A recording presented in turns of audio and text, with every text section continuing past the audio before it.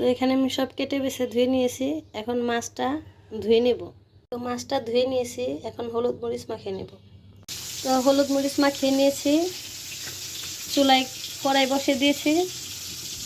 এখন তেল দিয়ে দিব, গরম হয়ে আসছে কড়াই।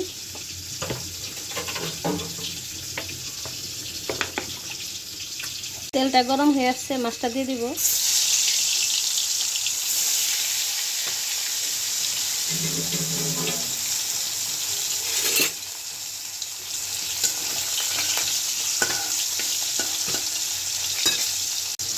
উল্টে দিব।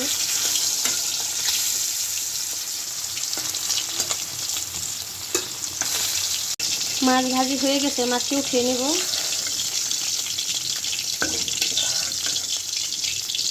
আলুগুলো আগে দিয়ে দিব।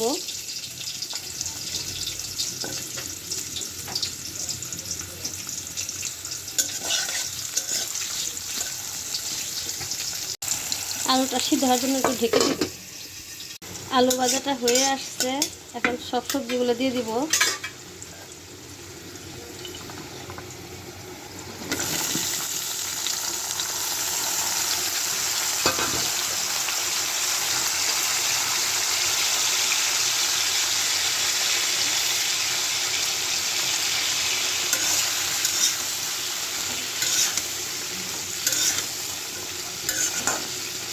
সামান্য পরিমাণে হলুদ, একটু সামান্য মরিচের গুঁড়ো, হলুদ মরিচ সব মিশিয়ে নিয়েছি।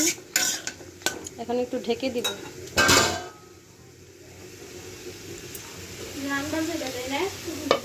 সিদ্ধ হওয়ার জন্য ঢেকে দিব।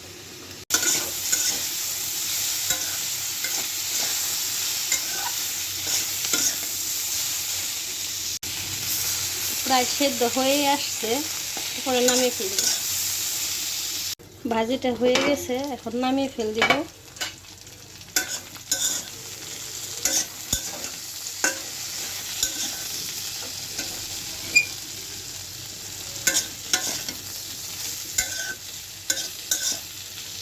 এই সিমগুলো নামিয়ে নিয়েছি।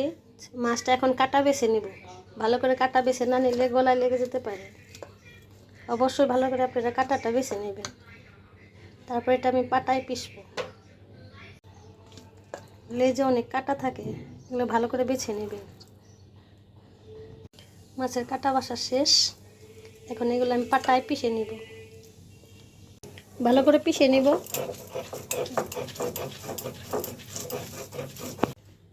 আমার বাটা প্রায় শেষের দিকে আসছে। তো ভর্তাটা শেষ।